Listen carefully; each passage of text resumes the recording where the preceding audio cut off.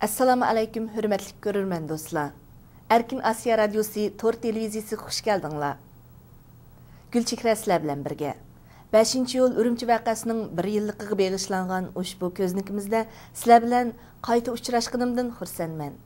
O'tganki dasturimizda aslab o'tganimizdek, bundan dal 1 yil ilgirki 5-iyul kundan boshlab qaynoq shahar bo'lgan Urumchida yuz bergan ajoyib zo'r voqealar, dramatik, jiddiy o'zgarishlar dunyo matbuotining ko'znaklarida o'z aksini topdi. Uyg'ur diyori shundaqla Uyg'urlarning dunyo axborotida shu qadar diqqatni tortishi ham shovqinliq inkos yaratishi tarixdan buyonqi tunji qitimligi deyishkimi bo'ladi. Xitoy doiralarining 5-iyul kechadan boshlab barliq telefon ham internet aloqasini butunlay taqab, to'kni uzib, qorong'ulikda Uyg'urlarga qarta ilib borgan qurolliq tinchitish harakatida bo'lsa, o'ldirilgan va qo'lga ilingan Uyg'urlarning necha 10 mingga yetadiganligi qayd qilinmoqda. O'zining tinchitish harakatining natijalik bo'lganligiga ishongan Xitoy hukumatı 6-iyul voqeani chet eldagi Robiya Qodir boshliq Sharq Turkiston faoliyatchilari shundaqla Uyg'ur rayonidagi milliy bo'lginchilarning birlikda ilib borgan to'planadi. 7-iyul kuni xalqaro axborot o'rinlarining muxbirlarini Urumchiga kirishga ruxsat qildi.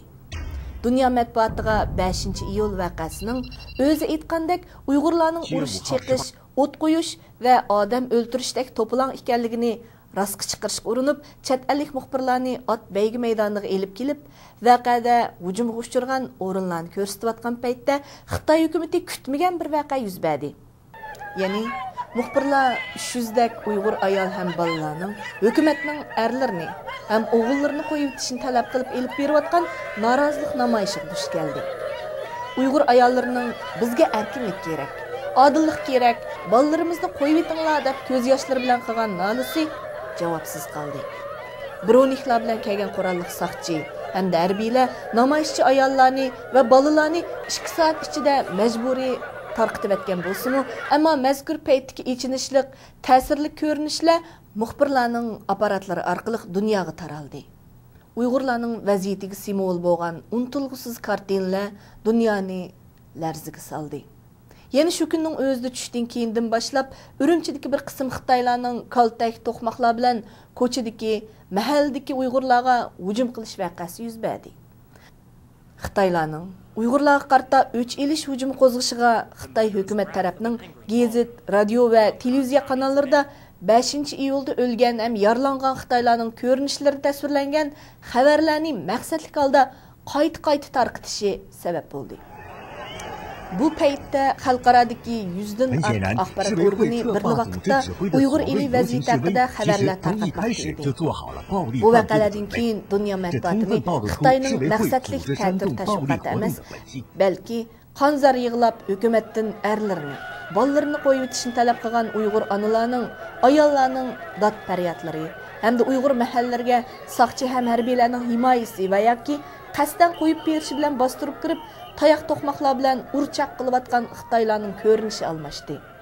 Xitoy doiralari Urumchida 7-iyuldagi Xitoylarning o'ch elish hujumida zodi qanchalik Uyg'urning o'ldirilganligi, Uyg'urlarning qanchalik chiqim tatganligini hozirgacha yo'shirib kelmoqda. Ammo naq maydondan yanfon aparat orqali tartib e'lon qilingan suratlardan, sinalg'u ko'rinishlardan shu kuni Xitoylar bilan Uyg'urlar o'rtasida oz bo'lmagan qonliq voqealarning yuz berganligini qiyos qilish tas emas. 这种镇压是一直到现在没有停过。我想说一条就是 Bu xil bastırış hazırgıç to'xtab batqani yo'q. Xitoy kommunistlarining boshqa millatlarga qaratgan bu xil bastırışı xalqaro inson haqlariga, xalqaro qonunlarga xilof harakat. 5-iyul Urumchi voqeasini ilib aytsak, shu kundagi voqea qarabli baho bersak bo'lmaydi. Bunun tarixiy arx ko'rinishini qarash kerak. Bunun intayin cho'nqur tarixiy siltizi bor. Chunki Uyg'ur elidagi Xitoylar Uyg'urlarni besib olg'uchilar, tajovuz qilg'uchilar. Uzoq yillardan buyon yig'ilgan norozilikning portlab chiqishi bilan bu xil qarshilikning yuz berishi meningcha tabiiy ahvol. Xitoylar buning bilan Uyg'urlar qarta yanama qattiq bostirish ilib borganda bu intayin vahshiy bir bostirish bo'ladi. 那就是非常残暴的镇压行动。第一项是棉花种得非常好， Uyg'ur elida biri paxta, yana biri neftdan iborat bu ikki cho'ng manfaat oldida Xitoy Uyg'ur elini osonlikcha qo'ldan chiqarmaydi. Chunki Xitoy hozir neftga bak ehtiyojli. Ammo mening bilishimcha Uyg'urlar o'zining norozilik harakatini o'zliksiz davomlashtirib keldi. Afsus, tashkillik ilib boramay qoldi. Uyg'urlar bilan Xitoylar azaldan barobar bo'lib boqmadi. Munosabati hech qachon yaxshi bo'lib boqmadi. Nima desangiz, masala Xitoy hukumatining milliy siyosatida. Bu voqea Xitoy hukumatining milliy siyosatining cho'ng mag'lubiyati.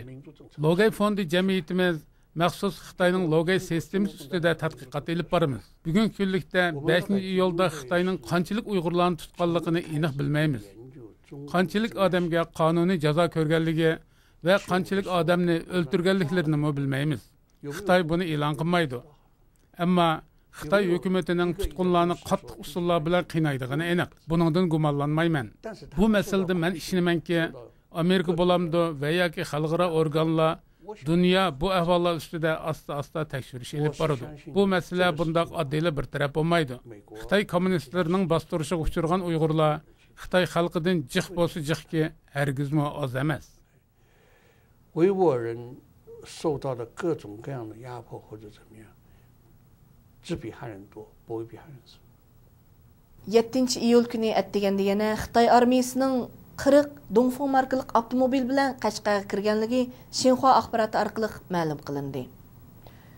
Xitoy saqchi hamda askarlarining soni 50 necha mingdan oshib ketdi. Urumchi shaharlik partkomining sekretari Li Ji ko'chaga chiqib nutq so'zlab Uyg'urlarga qarshi shuar tovlatgan. Uchirganligi Uyg'urni cho'ng kichik er ayol demay urib dumbalayotgan Xitoy lükçeklarga oshkora madad berdi. Shu maydonda suratga ilayotgan reallik dunyoga oshkorlanib, Xitoy hukumatining so'zlarining Uyg'urlarni ayblashlarining yolg'onligi pash bo'lib, Xitoy dunyo miqyosida ayblashga uchirdi. Uyg'urlarning vaziyatidan andish qilgan Turkiya bosh ministri voqeaga inkos qaytirib, Xitoyning Urumchidagi bostirishini Uyg'urlarga qartilgan etnik qirg'inchilik deb aybladi. 10-iyul juma kuni Urumchida yana bir qancha yuz Uyg'urning masjidda namoz o'qishga ruxsat talab qilib elib borgan namoyishi tez orada saqchilar tomonidan besiqtirib etildi. 13-iyul kuni Urumchida saqchilar yana 2 nafar Uyg'urni ko'chada etib tashladi va ularni saqchilarga ham masjiddagi jamoatga tahdid solgan deb ko'rsatdi. Shuningga o'xshash Uyg'urlar o'z noroziligini har vaqt har xil usullarda davom qildi. Albatta, Xitoyning bostirishi davomida bu noroziliklarning ba'zilari dunyo jamoatiga yetdi, ba'zilari yetmadi. Chunki Xitoy bu orada telefon ham internetni qamal qilishga, chet el muxbirlarini qaytadan qo'g'lab chiqarishga ulgurdi. Wang Lechuan 5-iyul voqeasiga qatnashgan Uyg'urlarni qattiq jazolaydiganligini e'lon qildi. Rabia Qadir So'di sarayini bexatarlik o'lchamiga to'shmaydi degandek sabablarni ko'rsatib, chiqib tashlaydiganligini e'lon qildi. Uyg'ur milliy harakati rahbari Rabia Qadir xonimning Urumchidagi bolalari va inisi shundaqli urug' tuqqanlarini televizorda so'zlatib, Rabia Qadir xonimni aybladi.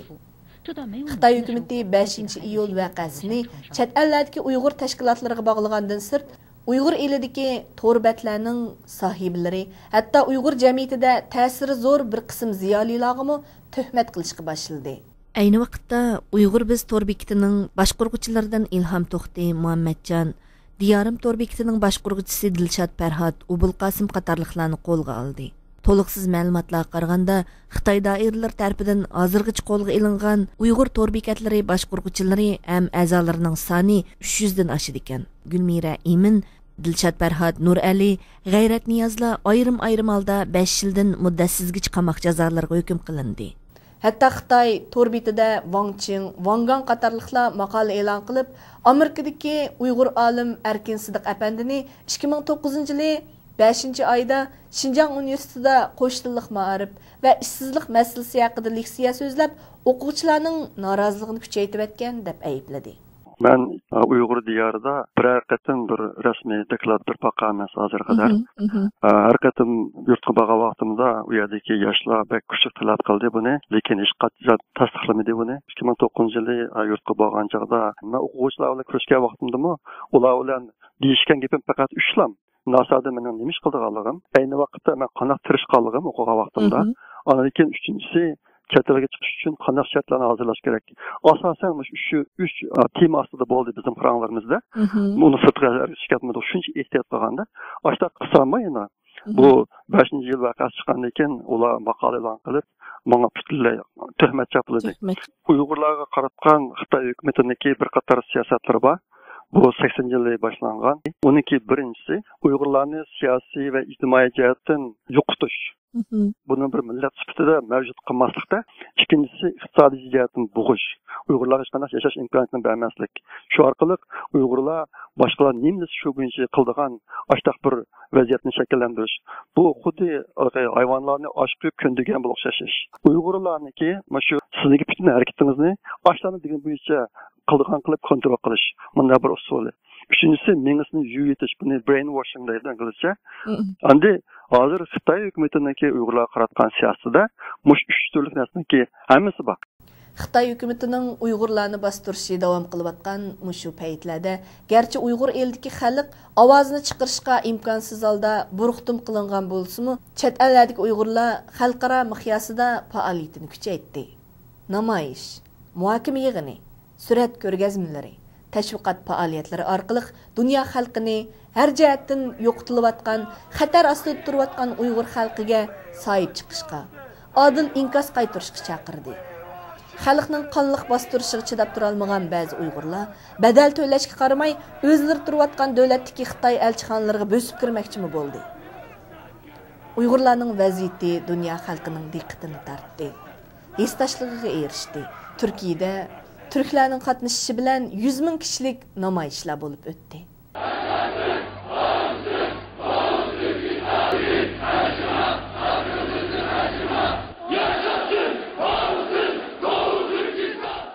Hatta Tataristondagi Qrim tatarlarimi Uyg'urlar uchun namoyish qildi. 5-iyul Urumchi vaqasidan keyin Uyg'ur vaziyati dunyo axborotining emas, xalqaro inson huquqlari tashkilotlarining yuksak darajada ko'ngil bo'lishiga muyassar bo'ldi. Hurmatli ko'rurman do'stlar, Erkin Osiyo radiosi Tor televiziyasining 5-iyul Urumchi vaqasining 1 yilligiga bag'ishlagan dasturining 2-bo'ligi bilan tanishib chiqdinglar. Keyin qitim ko'rishgacha omon bo'lgaysizlar. Xayr xo'sh.